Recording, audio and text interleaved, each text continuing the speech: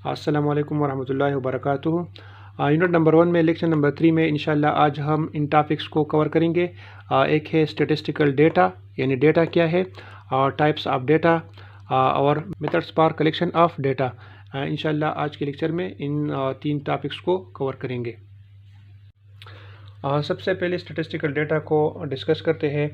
Statistical data کو shortly data بھی کہہ سکتے ہیں، اور یہ ڈیٹا لفظ لیٹن ورڈ ڈیٹم سے اخذ کیا گیا ہے، اور ڈیٹا لفظ سب سے پہلے 1646 میں یوز ہوا تھا۔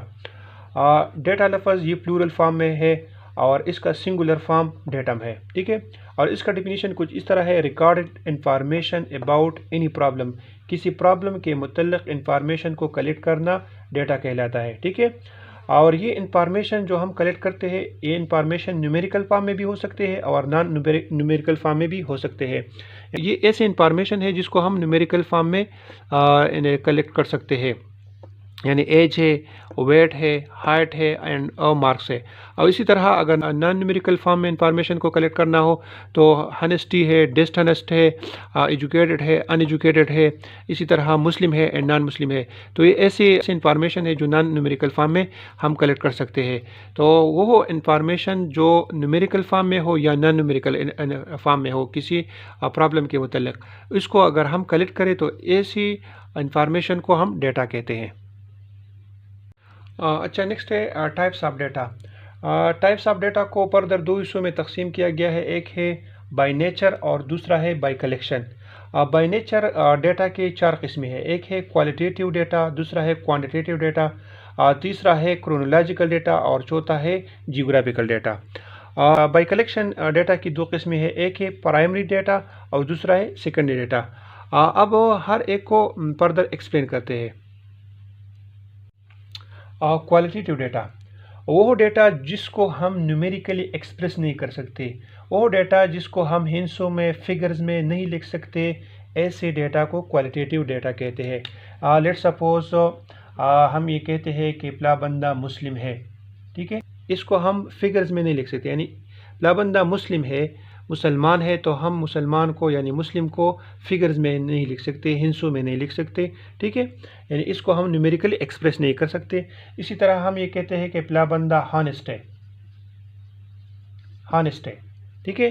تو ہم ہانسٹ کو نیومیریکلی ایکسپریس نہیں کر سکتے، ہنسوں میں نہیں لکھ سکتے، فگرز میں نہیں لکھ سکتے، ٹھیک ہے۔ ہم یہ کہتے ہیں کہ فلاں بندہ ایجوکیٹڈ ہے،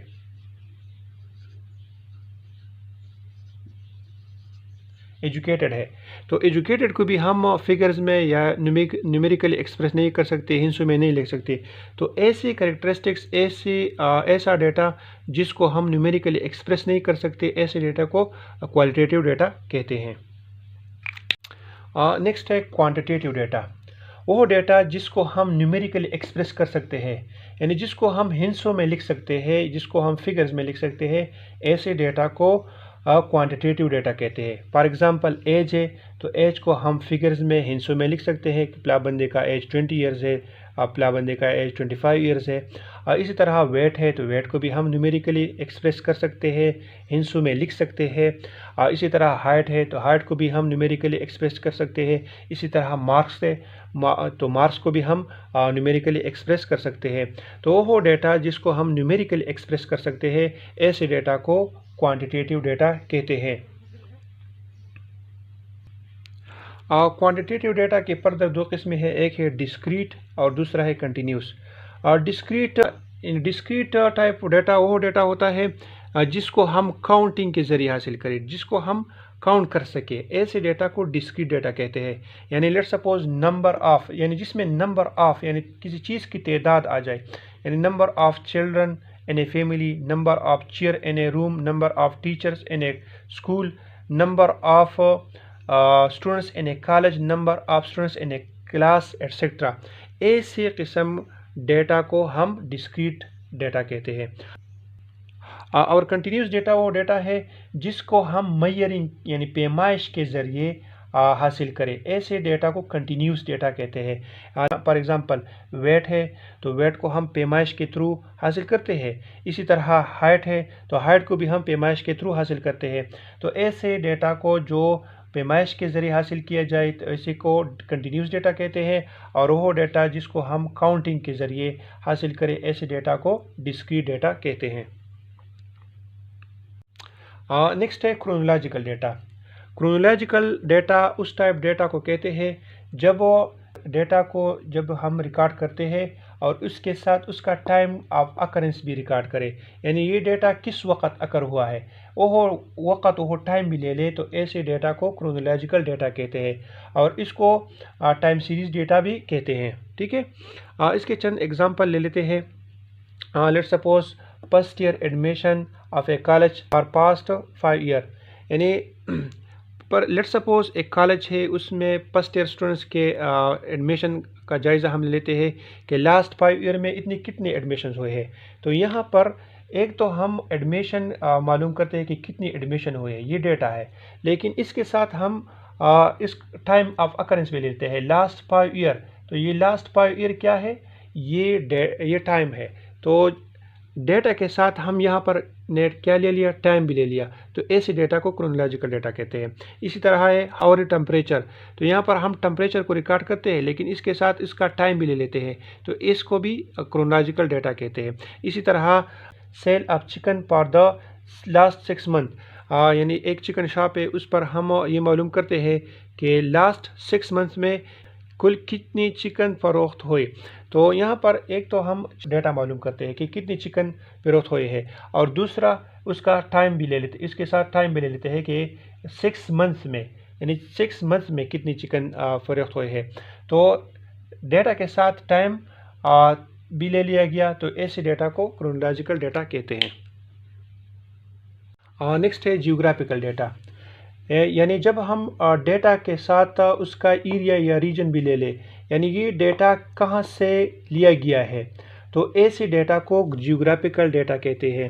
اس سے پہلے ہم کرونولوجیکل ڈیٹا پڑھ چکے ہیں، وہاں پر ڈیٹا کے ساتھ ٹائم تھا، یعنی یہ ڈیٹا کس وقت اکر ہوا ہے، اور یہاں پر ڈیٹا کے ساتھ ایریا ہے، یعنی یہ ڈیٹا کہاں سے لیا گیا ہے۔ جیوگرافیکل ڈیٹا کو اسپیشل ڈیٹا بھی کہتے ہیں۔ اس کے چند ایگزامپل ہے 4 پروونسز آف پاکستان، یعنی پاکستان کے 4 صوبے۔ تو یہاں پر 4 صوبے، یہ کیا ہے، یہ ڈیٹا ہے۔ 4 پروونس یہ کیا ہے، یہ ڈیٹا ہے، اور پاکستان اس کا ریجن ہے، تو یہاں پر ڈیٹا پلس ریجن تو یہ بن جاتا ہے جیوگرافیکل ڈیٹا۔ اسی طرح number of college in a district, تو نمبر آف کالج یہ ڈیٹا ہے، اور ڈسٹرکٹ یہ کیا ہے، یہ ریجن ہے۔ تو data plus region is equal to chronological data. ٹھیک ہے، اس طرح ایک اور ایگزامپل ہے number of hospital in a province, ایک صوبے میں، ایک پروونس میں ہاسپٹل کی تعداد، تو یہ ہاسپٹل کی تعداد جب ہم لے لیتے ہیں تو یہ ڈیٹا ہے، اور اس کے ساتھ یہ ایریا یا ریجن لے لیتے ہیں پروونس یہ کیا ہے، یہ ایریا ہے۔ ٹھیک ہے، تو اس کو ہم جیوگرافیکل ڈیٹا کہتے ہیں۔ بائی کلیکشن ڈیٹا کی 2 قسمیں، ایک ہے پرائمری ڈیٹا اور دوسرا ہے سیکنڈری ڈیٹا۔ پرائمری ڈیٹا کے 2 کنڈیشنز ہیں، ایک ہے فرسٹ ٹائم کلیکشن، یعنی جب ڈیٹا کو فرسٹ ٹائم کلیکٹ کیا جائے، یعنی وہ ڈیٹا جو آلریڈی نہیں کلیکٹ کی گئی ہو، یعنی اس کی کلیکشن فرسٹ ٹائم ہو۔ ٹھیک ہے، اور دوسرا اس پر کسی قسم کے اسٹیٹسٹیکل ٹولز، اسٹیٹسٹیکل ٹیکنیکس نہیں اپلائی کی گئی ہو، ایسے ڈیٹا کو پرائمری ڈیٹا کہتے ہیں۔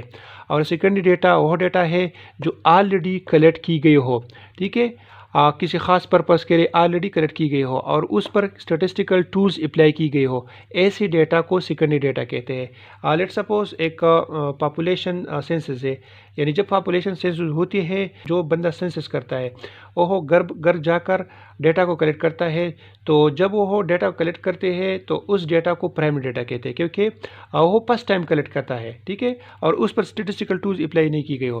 لیکن جب وہ سینسس کمپلیٹ ہو جائے اور پھر ہم کسی خاص پرپس کے لیے ڈیٹا لے لیتے ہیں، تو اس سینسس سے جب ہم ڈیٹا لے لیتے ہیں، کیونکہ وہ ڈیٹا آلریڈی کلیکٹ کی گئی ہے اور دوسرا اس پر اسٹیٹسٹیکل ٹولز اپلائی کی گئی ہے، تو جب ہم اس سے ڈیٹا لیتے ہیں تو اس ڈیٹا کو سیکنڈری ڈیٹا کہتے ہیں۔ Methods for collection of primary data and secondary data, यानी वो कौन कौन से ज़राए हैं, कौन कौन से मेथड्स है जिसके ज़रिए हम प्राइमरी डेटा और सेकेंडरी डेटा को कलेक्ट कर सकते हैं। प्राइमरी डेटा को हम डायरेक्ट पर्सनल इन्वेस्टिगेशन मेथड के ज़रिए, इनडायरेक्ट पर्सनल इन्वेस्टिगेशन मेथड के ज़रिए, मेल क्वेश्चनियर के ज़रिए और टेलीफोन के ज़रिए प्राइमरी डेटा को कलेक्ट कर सकते हैं। डायरेक्ट का पर्सनल इन्वेस्टिगेशन मेथड में यानी जो रिसर्चर रिसर्च करता है किसी टॉपिक पर, तो उससे रिलेटेड जितने भी पर्सन्स है उस पर्सन से वो रिसर्चर ख़ुद जाकर डेटा को कलेक्ट करता है डायरेक्ट पर्सनल इन्वेस्टिगेशन मेथड में। और इनडायरेक्ट पर्सनल इन्वेस्टिगेशन मेथड में जब रिसर्चर रिसर्च करता है तो उस टॉपिक से रिलेटेड ऐसे बंदे भी होते हैं जो सही डेटा नहीं देते, ठीक है, या तो डेटा छुपाते हैं या तो डरते हैं और डेटा नहीं देते। तो रिसर्चर एक थर्ड पर्सन से मदद ले लेता है और उस पर्सन के मुतालिक डेटा कलेक्ट करते हैं जो डेटा वो नहीं देना चाहता।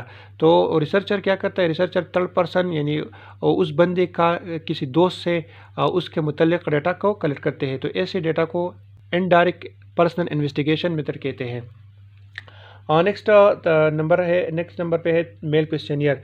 इसमें एक क्वेश्चनियर एक रिसर्चर किसी टॉपिक से रिलेटेड एक क्वेश्चनियर तैयार करता है और वो क्वेश्चनियर मुख्तलिफ पर्सन्स को जो जो जो इस टॉपिक से रिलेटेड हो उसको भेज देते हैं मेल के ज़रिए, और फिर वो उस क्वेश्चनियर को फिल करके वो वापस कर देते हैं, ठीक है। नेक्स्ट थ्रो टेलीफोन है। टेलीफोन के ज़रिए भी प्राइमरी डेटा को कलेक्ट किया जा सकता है, यानी रिलेवेंट टू द टॉपिक जितने भी बंदे होते हैं उसको कॉल करके उससे डेटा कलेक्ट किया जा सकता है। तो ये प्राइम डेटा के कलेक्शंस के मेथड है। इसी तरह सेकेंडरी डेटा है। सेकेंडरी डेटा को हम ऑफिशियल पब्लिकेशन से, यानी सरकारी तौर पर जितनी भी पब्लिकेशन शाया होते हैं तो उससे सेकेंडरी डेटा हासिल किया जा सकता है। सीमी ऑफिशियल पब्लिकेशन है, यानी जो सीमी गवर्नमेंट या सीमी ऑफिशियल पब्लिकेशन हो उससे भी डेटा को कलेक्ट किया जा सकता है।